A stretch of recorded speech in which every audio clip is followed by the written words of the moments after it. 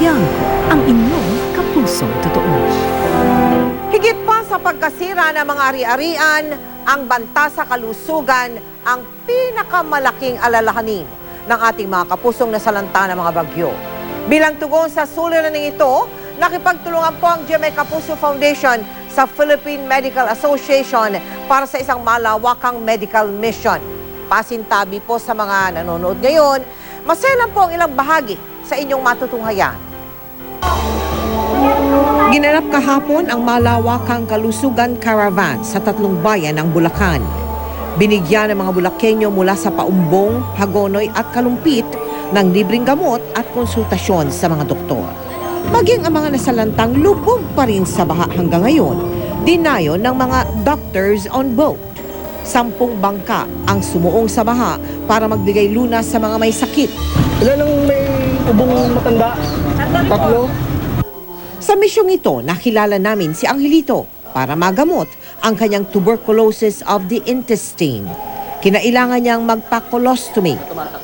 Isa itong operasyon kung saan inilalabas ang bahagi ng bituka para dito dumaan ang dumi ng tao.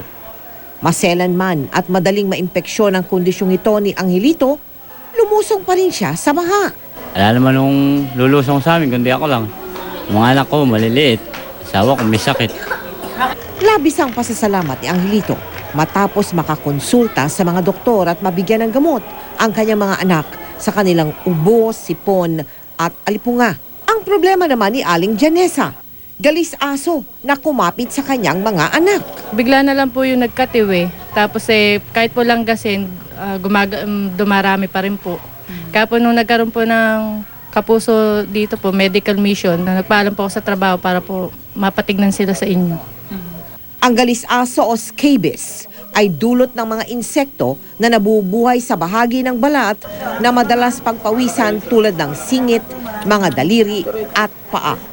Posible po dahil po kapag po tayo ay siksikan dahil nga sa dulot ng baha at ulan, ito po ay madaling maisalin sa iba pang mga tao. Madali po siyang makahawa. Kasabay ng baha ang sari-saring sakit na nagbabantang kumalat. Kaya bukod sa medical mission, isang paalala po ang iniiwan ng GMA Kapuso Foundation. Ingatan ang ating kalusugan. Maraming salamat po sa GMA. Kami po natulungan dito sa barrio San Agustin.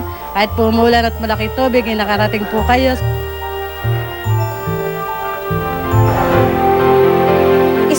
1,500 katao po ang ating napaglingkuran sa Kalusugan Caravan sa Bulacan. At bagamat paunti-unti na nakakaraos ang ilan sa ating mga kapuso mula sa mga bagyo, patuloy pa rin po tayong maging alerto dahil 3 bagyo pa ang inaasahang maaaring pumasok sa ating bansa. Nakatuwang po namin sa project na ito ang Philippine Medical Association. Gayon din ang iba pang napakaraming volunteers, mga doktor, mga nurses at siyempre ang ating mga minamahal na mga donors. Muli, sa lahat ng mga dumamay sa aming Operation Bayanihan noong kasagsagan ng bagyo at pagbaha, maraming salamat po sa inyo.